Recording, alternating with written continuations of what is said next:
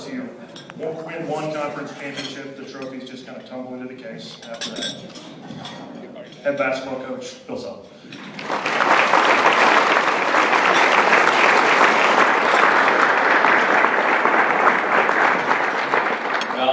Thanks so much. I'd like to add something to Shane's comment. Shane's got balance, energy, he's excited about everything. He mentioned the 4 things about our university that are so important. You know, he talked about AAU accreditation, he talked about the cancer research at KU Med, he talked about student recruitment, he talked about conference affiliation, but I really think that Thomas Robinson's knee situation is far more important. That's just the difference between being an AD and a coach, I guess. But no, it's good to be here in Wichita, you know, and Wichita historically has produced players. They've historically produced players, and that trend is starting to come back. And so we've recruited, as you guys know, quite hard here of late, and we're so excited about the possibility about one of your own going north a little bit, but you know, I can't comment on it. But it's exciting to me because I think ball in Wichita is getting better and better. So you'll see us down here more and more as we move forward. And Bonnie also commented so eloquently. You know, I shouldn't. She talks about me when she gets up here. I never say anything negative about her at all. But did you see her dance at late night? God almighty, jeez. That's why I wore chaps, so I wouldn't have to look like that dancing. But you know, she talked about her team. She thought the defense would be ahead of the offense and all that stuff. I can't say that about my team. You know, after watching us play, I thought we totally sucked on both ends. But at least she's got one that's better than the other. I didn't think ours was better. But no, to talk about that, I actually thought, you guys may not think this, I actually thought we did pretty good the other night, considering that, you know, 3 of our top 6 players were walk-ons. And that didn't happen very often in Kansas. You usually don't do that. And to have those guys, I just figured it up in my head. It took a while, I had to write it down. But those guys combined for like 73 minutes, which is a lot of minutes to play walk-ons in a game. And well, I was kind of proud of them. I thought we got out there and we tried real hard. We didn't play worth the flip. You got a freshman. I don't know if you guys think, but Nadir's going to be good. You know, he's going to be good. He reminds me a lot of Aaron, but he's not ready yet. And so, you know, he can play behind our other 2 knuckleheads. And you know, play 10 minutes a game and something like that. So that'll be good. I think Connor did great the other night. And Connor is good. Connor's a good player. He just didn't have a chance.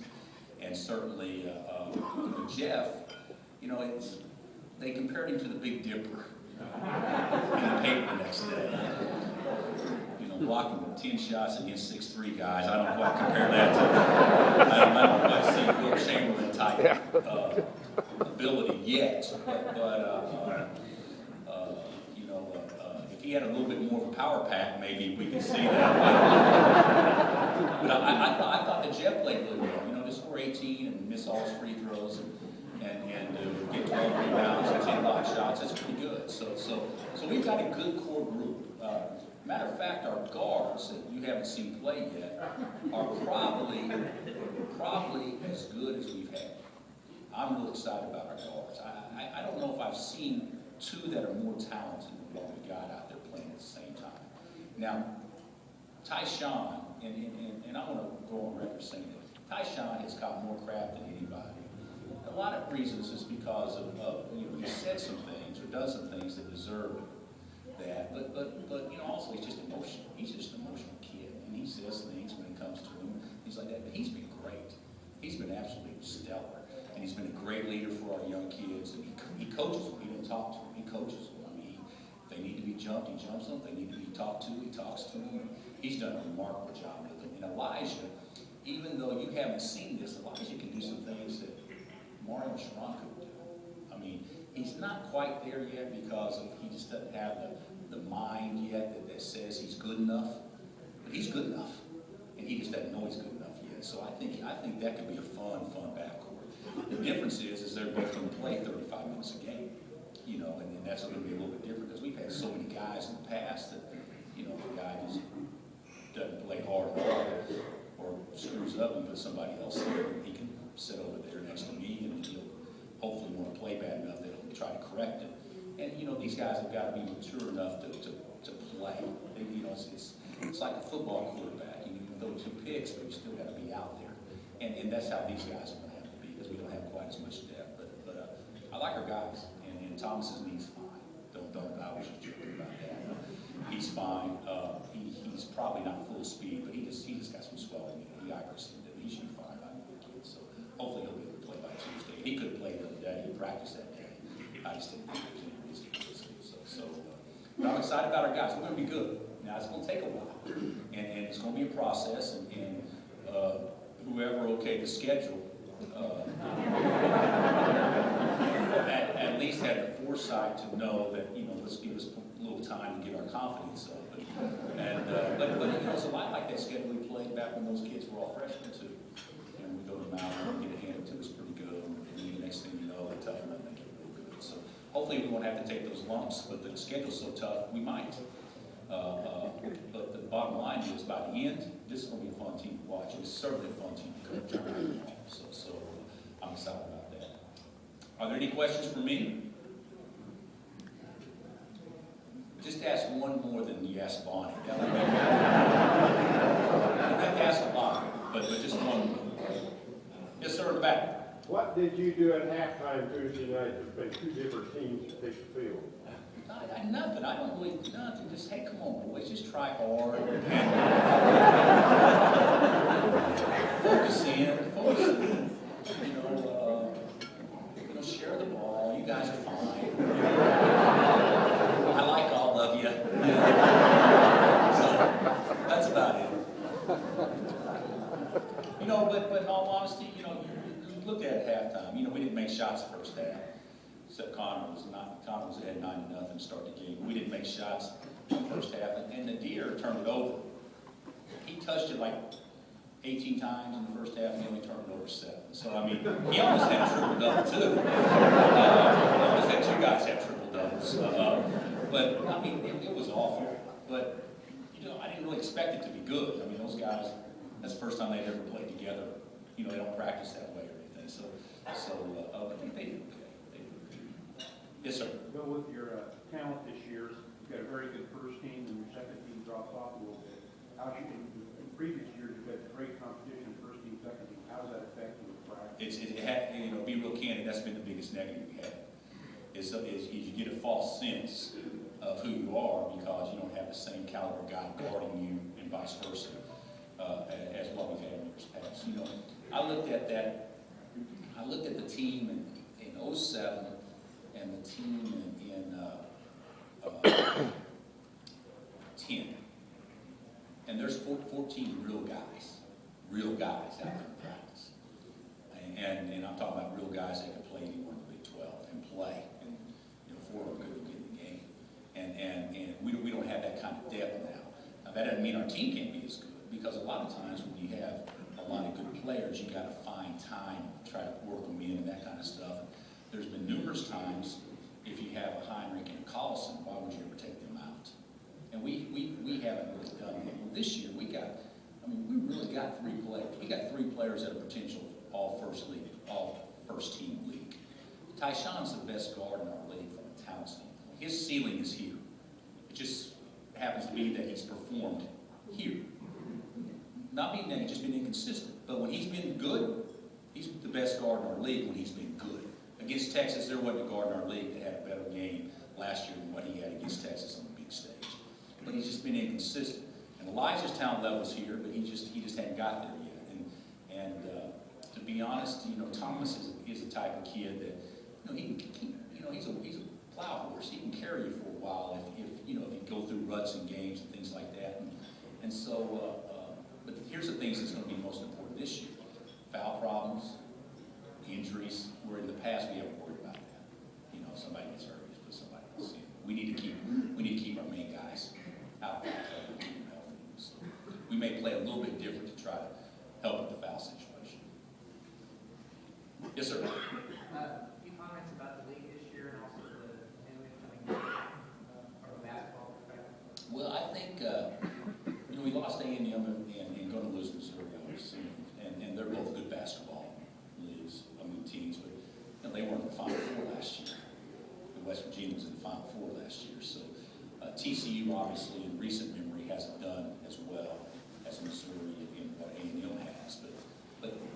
that TCU's good for us because that gets us another game in the Metroplex, which is great for recruiting. So I think that's a no-brainer personally. And West Virginia's a good ad, without question. Our league this year, you know, we've been fortunate. We've had good players, and you know, we timed it right. We've had guys play their best games at the most important times and things like that. But you know, winning it 8 years in a row will be hard because we just don't have, you know, nobody's going to look at us and say that we have the best talent. Baylor's have the best talent, hands down. They got 2 lottery picks. They got the best talent. But to me, you know, they've had players before, and I think that A&M is solid. But where's this A&M? And I think that K-State's going to surprise people. I think Mizzeri's good. I think that OU and Oklahoma State will definitely be better. Iowa State's better, but to me, the league is more wide open this year. So I don't think that, you know, us winning it this year is a stretch. I don't. I think it's a great time for us to be young and inexperienced in a league that's young and inexperienced. But it'll be very competitive. Going to 18 league games is a big difference than 16. You get us hit 2 less guarantee games. You guys love driving up for watching, you know, IUP, or whoever it is play, but you get 2 less of those games, and because we're not going to sacrifice our good games. So it'll be tough. But I don't understand why we can't be as good as anybody or better than anybody. I think things have to fall right, but I think that's still a realistic goal for our bunch. Yeah.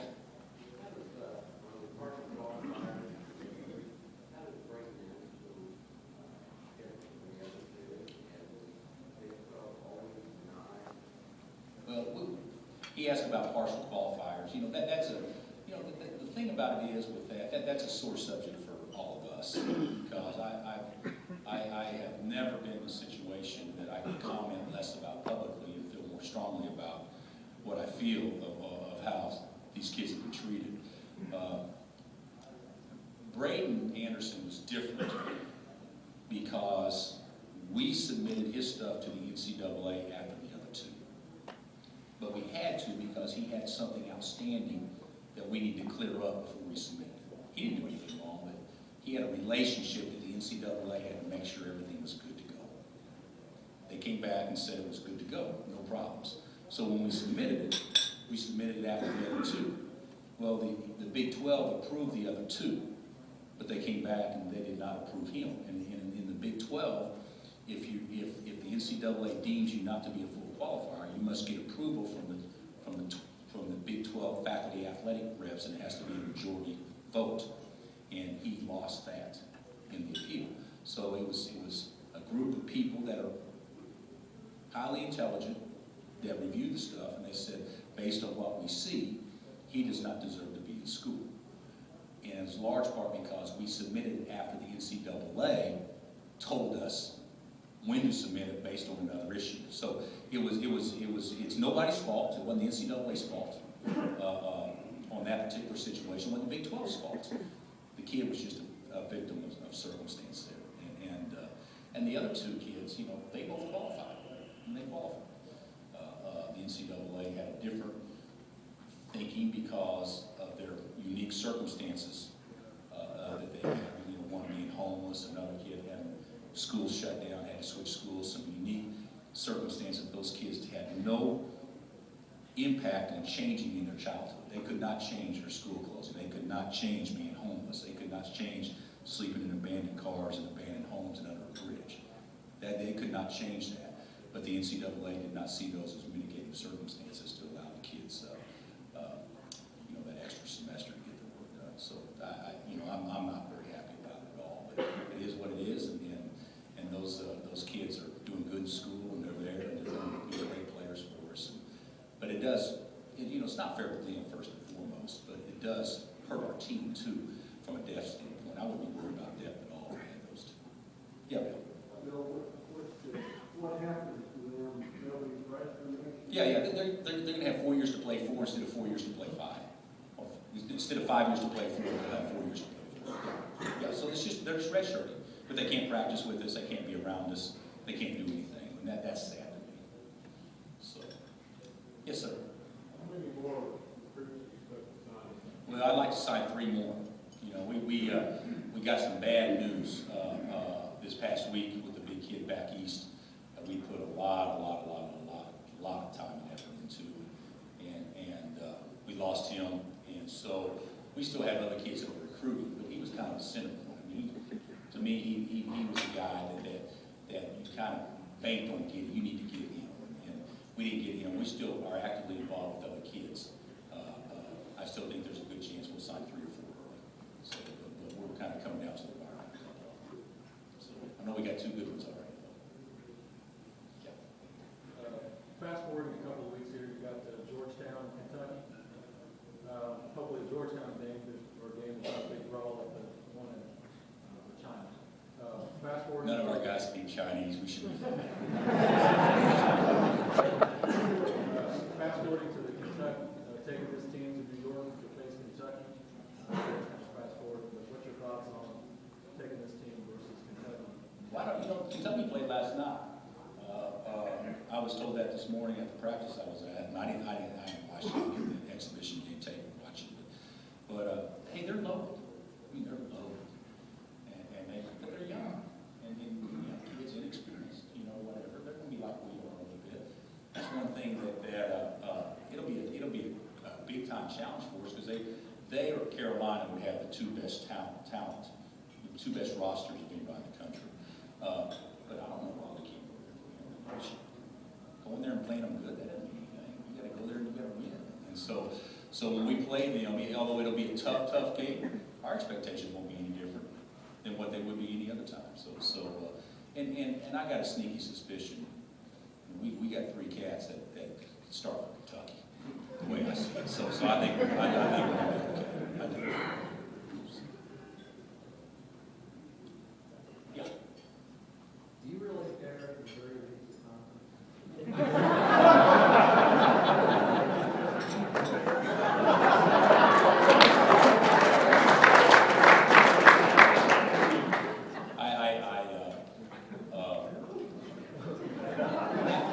I really think that Mizzeri does have value to our league, but I think in their minds it's way overinflated.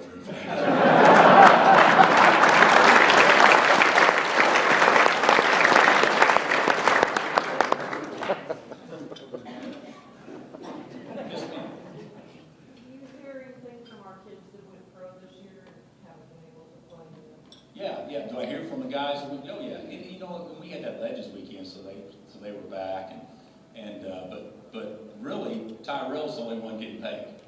Okay? Of all things, Tyrell figured it out. But Tyrell is in Belgium, and he's getting paid, and he's just got married, and he's having the time of his life. Brady was in Greece. He picked to go to a place that was going to promise him they're going to pay him like $10,000 a month when they can't pay anybody in their government anything. So that wasn't the smartest move. So after he didn't get paid, he already came home. So and then the other, Mario, is actually getting ready to leave to go to play in a kind of a developmental league team. He's going to stay in the States, I think. He hasn't had a lot of good offers overseas. It's a bad year to go overseas because you got so many NBA guys or fringe NBA guys that would try out. But they said, since we know we're not going to play, there's not going to be camp, we're just going to go take those jobs. And Mario isn't quite at that level. So, but he'll get a job. And then you know, Josh is back home. He's working out, playing in the Twins right now. They've been in Lawrence half the time, but they're in LA right now with their agent gurus that are working them out there. But they're around. You know, Cole's in town, Nick's in town. We've had some guys that worked out with their guys, and it's been really good for them. The Twins worked out with them all the time. You can't run the Twins out of the gym. If there's a ball bouncing, they're gonna find us. Unless the bars are open, and then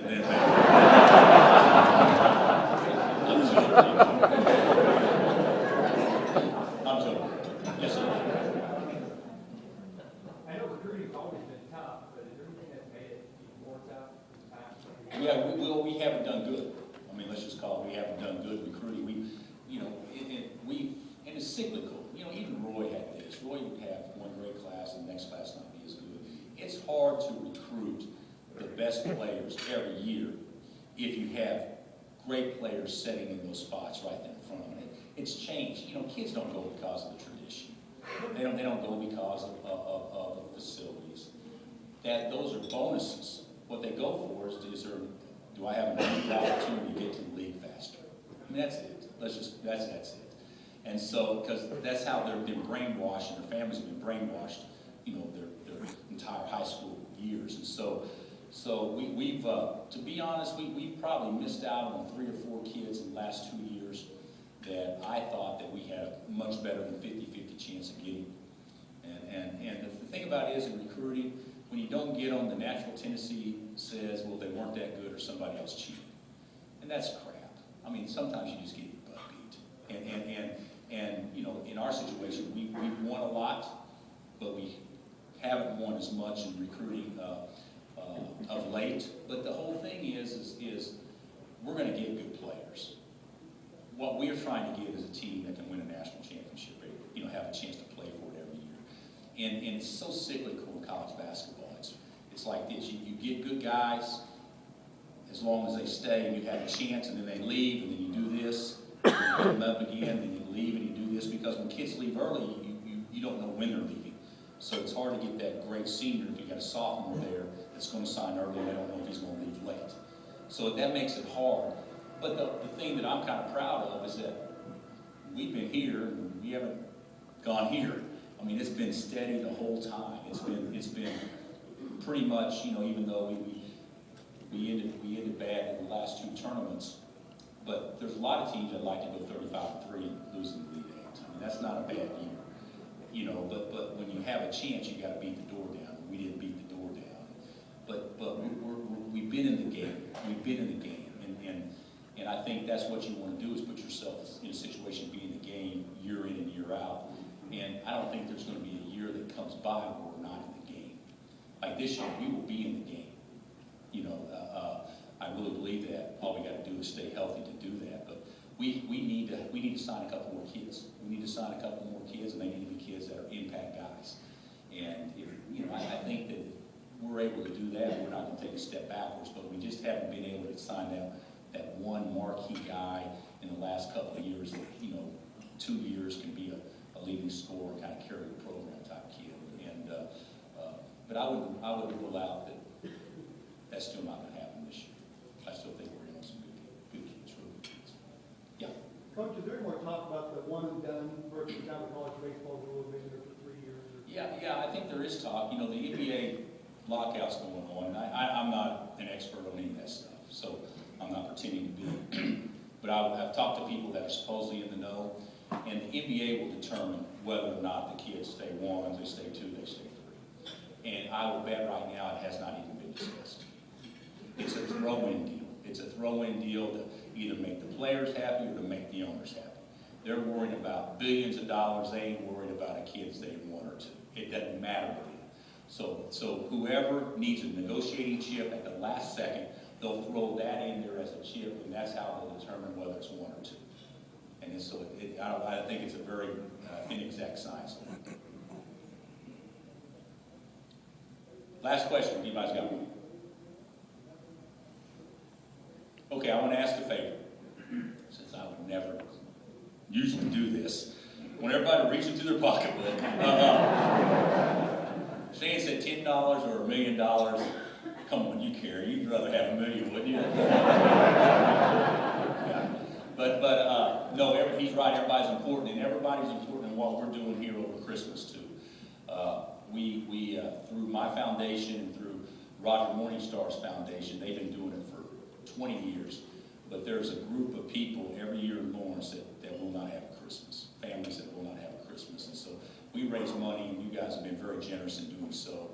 And then basically we match kind of whatever's raised throughout these other Roundball events, but we give our guys budgets, and they get families, and they actually get the profile of the kids and the parents, and they get their Christmas wish list, and then they go budget and they shop for these families, and we actually provide them Christmas for them that they are able actually to exchange on Christmas Day. So it's a pretty cool deal. It's really a cool deal. So I think Megan, if I'm not mistaken. Raise your, yeah, Megan is in charge. Stand up, Megan, let everybody see you. Yeah, there you go, that's Megan, everybody. She's in charge, so if you guys are interested in dropping a few bucks in there as you pass out, it would be greatly appreciated. And on a serious note, thank you so much. I know Shane echoes this, hey, we're lucky right now. We're lucky. You know, we're going through a transitional phase, but didn't everybody expect us to go through a transitional phase? You know, we've been through, our athletic department has been through so much in the last couple of years, so much. And now we've got a guy in here and his staff and everybody. I mean, hey, there's energy, there's excitement, there's enthusiasm, and certainly there's a tri-level that's right now in my mind, it's off the charts. And he's doing it not only for us, but also doing it for all our constituents too. And so get excited about what's going on. It's going to take some time. But I will tell you this, you're going to love the good times so much more if you're part of the process now. Okay? Have a great day. Thank you.